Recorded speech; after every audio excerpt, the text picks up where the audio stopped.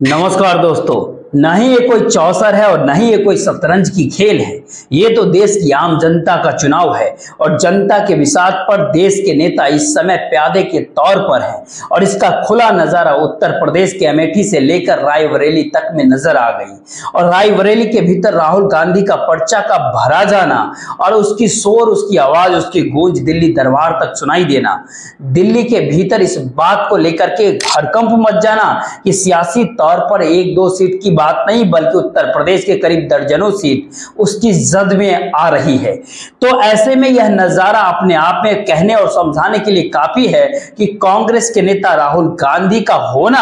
राजनीतिक तौर पर कांग्रेस की पहचान के साथ चाहे जितना जुड़ा हुआ हो, लेकिन यह 2024 का चुनाव इंडिया गठबंधन का है। और जिस समीकरण और जिस राजनीतिक रणनीतिकरण के आश्रय रायबरेली को चुन लिया गया और अमेठी के भीतर पहली बार कांग्रेस पार्टी ने, गांधी परिवार ने एक अपनी करीबी राजनीतिक कार्यकर्ता किशोरी लाल शर्मा को खड़ा कर दिया। उसने भी एक ही झटके में कई सारे मैसेज दिल्ली दरबार को दे दिए। लेकिन सबसे बड़ा इस दौर का तो यह है कि आखिरकार रायबरेली के भीतर राहुल गांधी जब पर्चा भरा तो उसकी आवाज, उसकी शोर, उसकी गूंज लखनऊ से लेकर दिल्ली दरबार तक क्यों गूंजने लगा। खुद प्रधानमंत्री नरेंद्र मोदी को भी अपने चुनावी रैली के ठीक बीच में जिक्र रायबरेली का करना पड़ा, राहुल गांधी का जिक्र करना पड़ा, गांधी परिवार का जिक्र करना पड़ा, जबकि ये मुद्दा हो ही नहीं सकता है। और मुद्दे तलाशते हुए भारतीय जनता पार्टी और खुद प्रधानमंत्री नरेंद्र मोदी दरअसल इसी दौर में उस सारे चक्रव्यूह के भीतर उलझ गए हैं जहां पर उनके पास अपना कोई मुद्दा ही नहीं है। दरअसल कांग्रेस पार्टी इस परिस्थिति के भीतर उस राजनीतिक को समझ रही है, साध रही है, जहां पर वो जानती बूझती समझती है कि वो अपने तौर पर कितनी मजबूत या फिर कितनी कमजोर है इस चुनाव में। इसीलिए रायबरेली के भीतर बाकायदा कांग्रेस के हेडक्वार्टर, जो रायबरेली के भीतर कांग्रेस का दफ्तर है, वहां पर लहराते हुए झंडों के भीतर कांग्रेस के झंडों से ज्यादा समाजवादी पार्टी के झंडे लहरा रहे थे। और एक ही झटके में हर कोई यह संदेश को देख सकता था कि यह पहला मौका है जब कांग्रेस की पहचान जिस गांधी परिवार से जुड़ा हुआ है, उस गांधी परिवार से निकल करके कोई नॉमिनेशन कर रहा हो और वहां पर साथ खड़े राजनीतिक पार्टियों के झंडे और उनके कार्यकर्ता शोर मचा रहे हो कि यह कह रहे हो कि अब सब जीत लेंगे।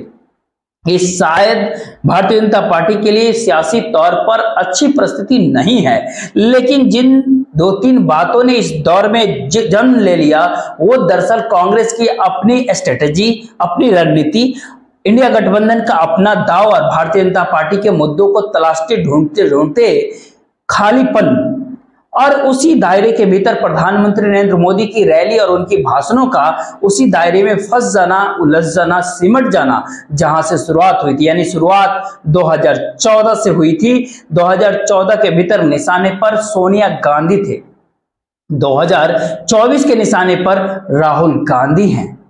उस दौर और इस दौर के बीच में भारतीय जनता पार्टी कहां पर है? अभी यह सारे सवाल इसलिए इस दौर में बड़ा हो गया क्योंकि उत्तर प्रदेश की राजनीतिक जमीन के ऊपर पहली बार इंडिया अलायंस, इंडिया गठबंधन को लेकर के जो सारे सवाल है, उन सारे सवालों के साथ सरोकार वहां के आम वोटरों के जुड़ते चले जा रहे हैं। और ऐसे में हर कोई इस बात को महसूस करने लगा है कि भारतीय जनता पार्टी अपने ही बूते कहां पर ठहरा है और उसकी अपनी छवि जो प्रधानमंत्री नरेंद्र मोदी के आश्रय गढ़ दी गई, उसमें कोई मुद्दा, कोई एजेंडा, कोई बचा क्यों नहीं है। तो आइए इस सारे बात में आप आज जिक्र करते हैं इस वीडियो के भीतर और उस सफर में कि जिसमें अक्ष तले आपको 4 जून यानी 2024 के चुनाव परिणाम उत्तर प्रदेश के जरिए दिखाई पड़ेगा। लेकिन उससे पहले जो है उत्तर प्रदेश की रायबरेली की एक छवि काफी है आपको दिखाने के लिए। देखिए जरा इसको।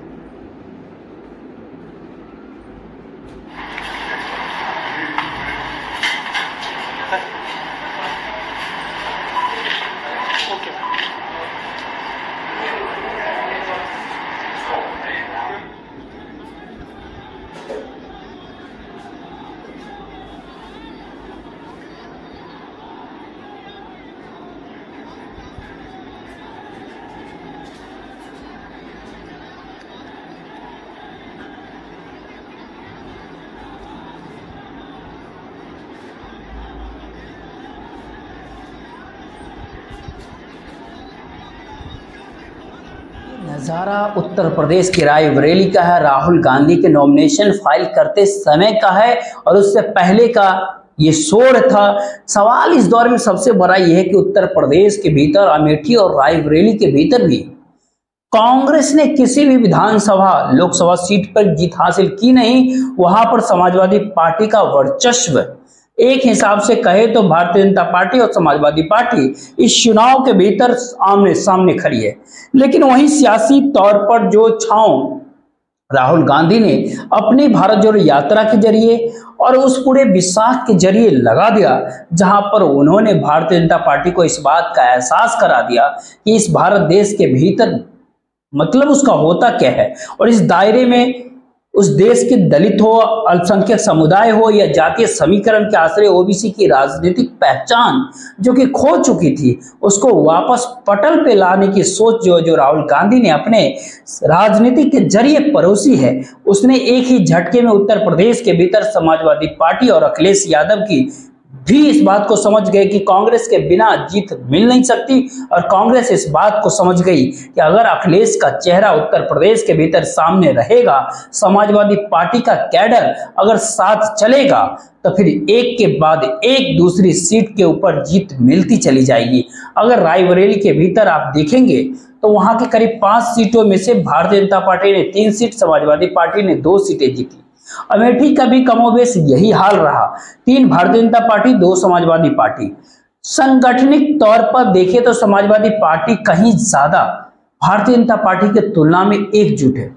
क्योंकि बीते करीब 10 सालों से उसने जिन परिस्थितियों को देखा, समझा और खास तौर पर 2017 के बाद चुनाव हारना और फिर 2022 के भीतर हार जाना, 2027 के भीतर तभी जीत पाएंगे जब 2024 के लोकसभा चुनाव को जीत चुके होंगे। इसलिए जिस लाइन के ऊपर हम आपको दिखाना बताना चाहते हैं, उसमें पूरा गांधी परिवार और उसका एक इतिहास भी कहीं ना कहीं शामिल है, क्योंकि उत्तर प्रदेश के रायबरेली और अमेठी की सीट पर पूरा परिवार सिमटा हुआ है। और गांधी परिवार की अपनी समझ को देख लीजिए, जब नेहरू थे तो उस दौर में इंदिरा गांधी की एंट्री हुई थी, इंदिरा गांधी थे तो उस दौर में संजय गांधी की एंट्री हुई, राजीव गांधी के दौर में किसी की एंट्री हुई नहीं, लेकिन उनके सामने उनके भाई की पत्नी मेनका गांधी जरूर अमेठी में खड़ी हुई 1984 के भीतर। और उसके बाद देखेंगे तो सोनिया गांधी जब 1999 में आती हैं तो उसके 5 सालों के बाद 2004 के भीतर राहुल गांधी की एंट्री होती है और 2024 में सोनिया गांधी चुनावी मैदान से हट करके राज्यसभा के भीतर चली जाती हैं और उस रायबरेली सीट के ऊपर राहुल गांधी उतर जाते हैं। अब ऐसे में सवाल किसी के मन में उठ सकता है कि अमेठी का, अब आप 2-3 बातें सोच सकते हैं। एक बात की, अगर सच में स्मृति ईरानी या फिर कहे भारतीय जनता पार्टी मजबूत है अमेठी के भीतर, तो राहुल गांधी को क्यों खोज रही है? अगर वहां की आम जनता ने मन बना लिया कि यह गांधी परिवार की सीट है और फिर किशोरी लाल शर्मा जो एक कांग्रेस के कार्यकर्ता भरे या फिर कहे गांधी परिवार के बेहद करीब है, तो फिर उससे अगर हार मिल गई तो फिर भारतीय जनता पार्टी का क्या हाल समूचे उत्तर प्रदेश के भीतर होगा? यह दरअसल इस चरण में तो नहीं, जो तीसरा चरण है उसके बाद के चरण में जरूर देखने को नजर आएगा और उसका असर समूचे उत्तर प्रदेश में करीब 22 सीटों के ऊपर पड़ेगा। यानी ये कहे यह संदेश इस दौर में अगर मिलना शुरू हो गया कि किशोरी लाल शर्मा भी चुनाव जीत सकते हैं, तो आप कल्पना कर कीजिए कि जो बड़े बड़े कद्दावर नेता है, जो भारतीय जनता पार्टी के नेता खड़े हैं, उन सारे कद्दावर नेताओं के सामने जनता के पूरी गोलबंदी सियासी तौर पर समूची उत्तर प्रदेश के भीतर एक नई राजनीति को खड़ा कर दी और ये कई मौकों पर खड़ा हुआ भी। शायद इसीलिए चंद मिनटों के लिए ही सही, लेकिन प्रियंका गांधी जब हवाई अड्डे पे उतरी तो वहां से उन्होंने सीधे अमेठी का रास्ता पकड़ लिया। करीब 45 मिनट की ड्राई राइड और उसके बाद 5 मिनट का जो वक्त गुजारा अमेठी में और साथ में किशोरी लाल शर्मा को ले लिया और जो कहा वो देश की जनता से, उत्तर प्रदेश की जनता का ही आह्वान था और आप ही के चुनाव लड़ना, आप ही के बीच का शख्स है, आप ही को तय करना है, तय आप ही कीजिए। इस तरह के जो प्रियंका गांधी का शब्द था, जरा एक पल के लिए देखिए।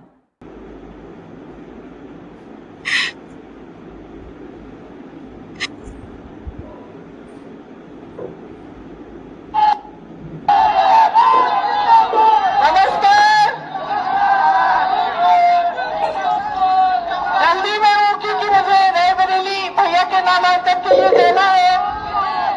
आप सबको मालूम है कि किशोरी जी यहाँ से चुनाव लड़ेंगे। आप इनको मेरे ख्याल से आप शायद 35 या 40 सालों से जानते हैं। अमेठी की गली गली जानते हैं, गांव गांव जानते हैं, हर कार्यकर्ता को जानते हैं, पहचानते हैं और यहाँ की जो समस्याएं हैं, यहाँ की जो मुश्किलें हैं, उनको अच्छी तरह से जानते हैं। इन्होंने लगातार 40 सालों के लिए आपकी सेवा की है। मैंने खुद आंखों से देखा, मैं खुद यहाँ पे आपके साथ मैंने खुद काम किया और इस चुनाव में भी मैं इनके साथ कंधे से कंधा लगाकर चुनाव लड़वाएंगे और आपसे ये उम्मीद रखती हूँ, मैं आपसे ये उम्मीद रखती हूँ कि आप भी हमारे साथ कंधे से कंधा लगाकर इस चुनाव को लड़वाएंगे और किशोरी जी को जिताएंगे। ये अवध का क्षेत्र है। अमेठी में प्रियंका गांधी जिन बातों का जिक्र कर रहे हैं वो देश की जनता के कंधों पर ही सारा बोझ डाल रही है 2024 के लोकसभा चुनाव को लेकर। ऐसे में किशोरी लाल शर्मा यानी कांग्रेस का एक कार्यकर्ता इस दौर में भारतीय जनता पार्टी के सबसे स्टार उम्मीदवार को अगर हराने की क्षमता रखता है, अगर यह संदेश चला जाता है तो जरा आप सोच के देखिए कि इसका असर लखनऊ तक पड़ेगा। अवध के इलाके के भीतर, चाहे वो फतेहपुर हो, चाहे सुल्तानपुर हो, चाहे फैजाबाद का एरिया हो जहां पर लल्लू सिंह चुनाव जीतते आए हैं, या प्रतापगढ़ का इलाका हो, या फिर कानपुर और उन्नाव की भी परिस्थिति को भी अगर देखिएगा और इस पूरी रेखाओं को अगर जरा समझेंगे, इन सारे जगहों पर असर जबरदस्त होगा। और समाजवादी पार्टी इस बात को जानती है कि इस बार मैदान में मायावती नहीं है, उस तर्ज पर नहीं है जिस तर्ज पर इससे पहले के चुनाव में वह नजर आती थी। चाहे 2014 का चुनाव हो, चाहे 2019 का लोकसभा चुनाव हो, 2024 के लोकसभा चुनाव में विपक्ष के तौर पर उत्तर प्रदेश की सियासत में समाजवादी पार्टी खड़ी है। और इन सारे तमाम जगहों के जो अवैध के तमाम सीटें हैं वहां पर दूसरे नंबर पर, दूसरे स्थान पर अगर पिछली बार समाजवादी पार्टी रही, ज्यादातर अधिकतर सीटों पर, या बीएसपी भी रही लेकिन ज्यादातर अधिकतर सीटों पर वो रही। ऐसे में अमेठी से भी एक संदेश है कि किशोरी लाल शर्मा जो देश की जनता के बीच से निकलकर जनता की बातों का जिक्र करते हुए चुनाव मैदान में है, तो यह सवाल पूरी के पूरे अवध के क्षेत्र में नजर आने लगे। और 2019 के लोकसभा चुनाव को अगर देखेंगे तो उस चुनाव के भीतर भारतीय जनता पार्टी ने सारी सीटें जीती थी इन इलाकों के। लेकिन अब सवाल है तीसरे चरण से इसकी महक क्या आने लगेगी, क्योंकि तीसरे चरण के भीतर संभल, मैनपुर, एटा, बदायूं, मैनपुरी और इन सारी जगहों को अगर छोड़ दीजिए, इसके बाद अगर देखेंगे तो हाथरस, आगरा, फतेहपुर, फिरोजाबाद, बरेली, इन सारे जगहों पर क्या इसका प्रभाव पड़ेगा। सियासी तौर पर कोई यह बात कह सकता है नहीं ये अमेठी तक ये मामला सिमट कर रह जाएगा, लेकिन सवाल इतना भर नहीं है। सवाल ये कि अमेठी के भीतर सबसे बेहतरीन शख्स, सबसे बेहतरीन व्यक्ति भारतीय जनता पार्टी के उम्मीदवार के तौर पर है और पूरे उत्तर प्रदेश के भीतर में सबसे कमजोर व्यक्ति के तौर पर अमेठी में चुनाव लड़ रहा है। ये संदेश कितना बड़ा होगा और एक ही झटके में पूरे रायबरेली की सीट सिवाय राहुल गांधी की मौजूदगी से हट करके और कुछ चीजों के हट करके प्रकट नहीं करेगा। क्योंकि अगर अतीत को समझे और अतीत में इस बात का जिक्र करते हैं कि अगर रायबरेली के सीट को अगर आप समझेंगे तो फिरोज गांधी ने 1952 और 1957 के भीतर चुनाव लड़े थे। इंदिरा गांधी ने 1967 और 1971 में चुनाव लड़े थे। सोनिया गांधी 2004 से लगातार सांसद बनी रही 2019 के लोकसभा चुनाव तक। अब राहुल गांधी की एंट्री हुई। इस दौर में ऐसा नहीं है कि इंदिरा गांधी इस जगह को छोड़कर नहीं गई। 1977 के हार के बाद इंदिरा गांधी 1978 में इंदिरा गांधी चिकमंगलुरु चली गई, वहां से वो जीती थी। 1980 के भीतर वो मेडल की चुनाव लड़ी थी और उन्हें वहां से वो चुनाव जीत गई थी, लोकसभा चुनाव। और ऐसा नहीं है कि दरअसल एक सीट और गांधी परिवार के आश्रय उत्तर प्रदेश की राजनीति तय होती है। लेकिन वहीं पर पहली बार ऐसा क्यों हुआ कि जो हाइप या फिर जो प्लान अमेठी को लेकर के लगातार वहां खड़े भारतीय जनता पार्टी के उम्मीदवार और खुद प्रधानमंत्री नरेंद्र मोदी मैसेज देना चाह रहे थे, उसी ने उसमें झटका खा गए। और संदेश इस दौर में बड़ा हो गया कि अब तो देश की जनता का यह चुनाव है, 2024 का लोकसभा चुनाव। शायद यही और डर है कि इस दौर में प्रधानमंत्री के सामने है, भारतीय जनता पार्टी के सामने है। अन्यथा पश्चिम बंगाल के रैली में रायबरेली का जिक्र और राहुल गांधी का जिक्र और इस तर्ज पे जिक्र और उन सारे तर्ज के आधार पर उस राजनीति को समझने की कोशिश करिए कि इस दौर में क्यों भारतीय जनता पार्टी के हाथ में कोई मुद्दा नहीं है। पहले ही बता दिया था कि शाहजादे वायनाड में हारने वाले हैं और हार के डर से जैसे ही वायनाड में मतदान समाप्त होगा वो तीसरी सीट खोजने लग जाएंगे और अब दूसरी सीट पर भी उनके सारे चेले चपाटे कह रहे थे अमेठी आएंगे, लेकिन अमेठी से भी इतना डर गए, इतने डर गए, वहां से भागकर अब रायबरेली में खोज रहे हैं रास्ता। ये लोग घूम कर सबको कहते हैं डरो मत, मैं भी आज उन्हें कहता हूं और बड़े जी भर के कहता हूं, अरे डरो मत, भागो मत। सच तो इस दौर में यह है कि प्रधानमंत्री नरेंद्र मोदी ने समूची भारतीय जनता पार्टी चाहती थी कि अमेठी से राहुल गांधी लड़े, जिससे राहुल एक मुद्दे के तौर पर खड़े कर दिए जाए और वहां पर भारतीय जनता पार्टी के उम्मीदवार राहुल गांधी के आसरे अपनी चकाचौंध को दिखा सके, यानी ये कहे कि उन जमीनी मुद्दों के ऊपर एक रेड कारपेट राहुल गांधी के जरिए बिछा दी जाए, जिससे इस बात का जिक्र ही ना हो कि अमेठी का विकास क्या हुआ, अमेठी के लोगों के सामने क्या मुश्किल थे, या पिछली बार जब वो चुनाव जीत गए थे और उससे पहले लगातार अगर गांधी परिवार अगर चुनाव जीत रहा था तो ऐसा क्या कुछ हुआ कि अब दूसरी बार भी परिस्थिति में उन्हें राहुल गांधी की जरूरत पड़ गई। क्योंकि अगर आप राजनीतिक तौर पर, सियासी तौर पर विधानसभा के समीकरणों को अगर समझे तो उत्तर प्रदेश के रायबरेली की सीट जो है वो भारतीय जनता पार्टी ने जरूर जीती, लेकिन केवल 7,175 वोट से, यानी अमेठी की सीट समाजवादी पार्टी के पास है, 18,000 वोटों से उसने जीता था। अगर भारतीय जनता पार्टी की परिस्थिति के ठीक समानांतर अखिलेश यादव यानी समाजवादी पार्टी को अगर समझे तो भारतीय जनता पार्टी की मुश्किल यह है कि अगर समाजवादी पार्टी मजबूत हो गई तो फिर ऐसे में भारतीय जनता पार्टी के संगठन ढह के गिर जाएगा और सियासी तौर पर वह जातीय समीकरण उभर करके सामने आ जाएगा जो मंडल के सामने की उस राजनीति में जो उभरे थे और एक ही झटके में कल्याण सिंह की राजनीति हाशिए पे चले गए थे और शायद इसी से बचने के लिए उन्हें जरूरत राहुल गांधी की थी।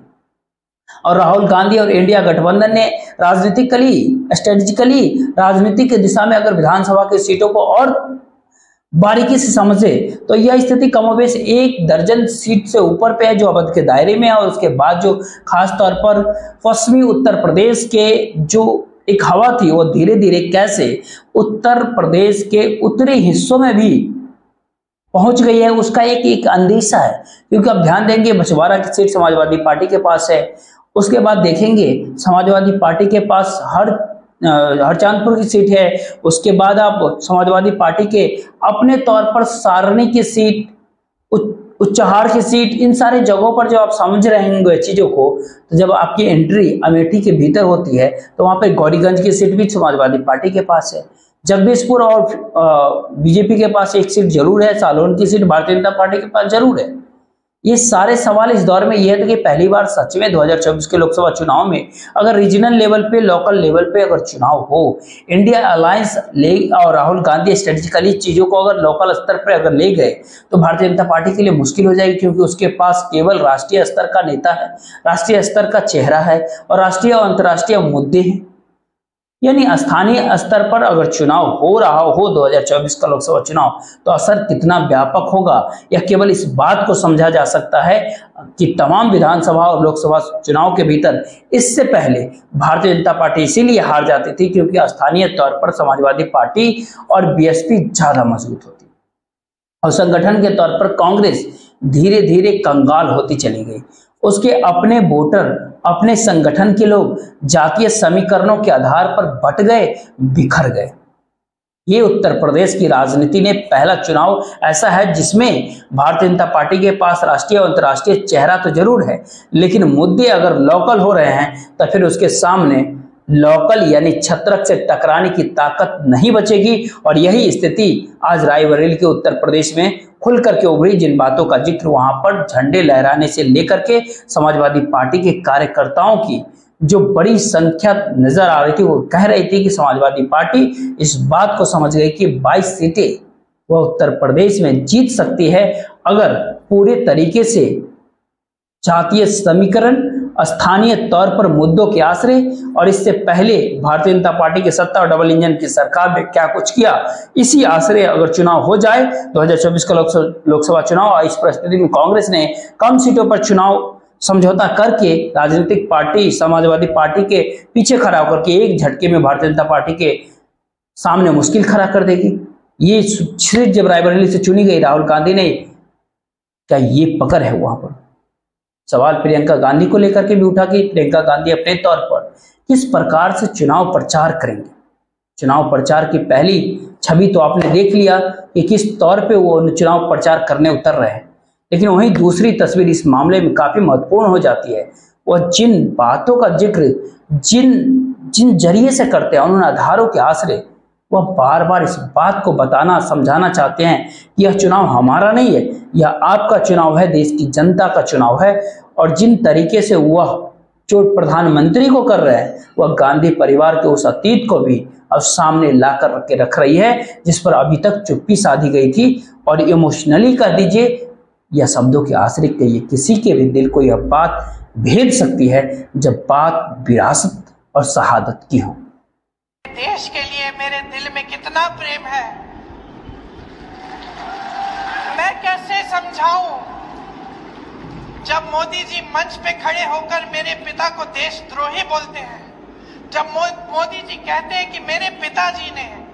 कोई कानून बदल दिया अपनी मां से विरासत लेने के लिए, तो मेरे दिल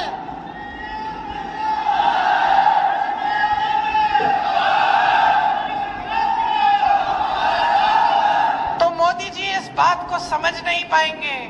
कि मेरे पिताजी को विरासत में धन दौलत नहीं मिली, मेरे पिताजी को विरासत में शहादत की भावना मिली। आप समझ सकते हैं, आप समझ सकते हैं। इस देश के किसान हो, इस देश की मिट्टी आपने सींची है अपने पसीने से, अपने अपने बेटे भेजे हैं सरहद पे। जब आपके बेटे शहीद होते हैं इस देश के लिए, तो मैं जानती हूं कि आपके दिल में क्या भावना है, क्योंकि वही भावना मेरे दिल में है। ये भावना मोदी जी नहीं समझ सकते। जो मोदी जी इंदिरा गांधी जैसी एक शहीद के बारे में उल्टी सीधी बातें करते हैं, जो मोदी जी इस भावना को देख के सिर्फ परिवारवाद देखते हैं, लेकिन देशभक्ति नहीं देखते, देश की सेवा नहीं देखते, वो इस भावना को नहीं समझ सकते। मैं आपको ये कहने आई हूं, मैं आपको ये कहने आई हूं कि हमें देशद्रोही कहें, हमें घर से निकाल दें। मेरे भाई को संसद से निकाल दिया, हम पे केस डाले, मेरे भाई पे इतने केस डाल दिए कि कभी इधर कभी उधर, कभी गुजरात में कभी बिहार में वो जाता है कचहरी, जाएगा, कुछ भी कर ले, मार डाले, लेकिन ये भावना हमारे दिल से कोई नहीं निकाल सकता। यानी चुनाव उस मुहाने पे है जहां निशाने पे प्रधानमंत्री को लेना जरूरी है। अब ये खुले तौर पर शायद प्रियंका गांधी ने बुनियादी भी कर डाली है और प्रियंका गांधी के हाथ में अमेठी का चुनाव प्रचार है। इस देश के भीतर अलग अलग जगहों पर घूम करके चुनाव प्रचार करना है प्रियंका गांधी को। राहुल गांधी भी चाहते हैं कि किसी भी हाल में कांग्रेस का घोषणा पत्र गांव-गांव तक पहुंच जाए, लोग उन्हें जान जाए। अब सवाल सबसे बड़ा इस दौर में यह है कि जिन 250 सीटों पर महत्वपूर्ण फैसला आने वाले समय में अगले करीब 4-5 चरणों में होना है, उन सारे 250 सीटों में से ज्यादातर सीट जो है भारतीय जनता पार्टी के पास है। ये हिंदी क्षेत्रों का हिंदी। जय हिंद, जय भारत।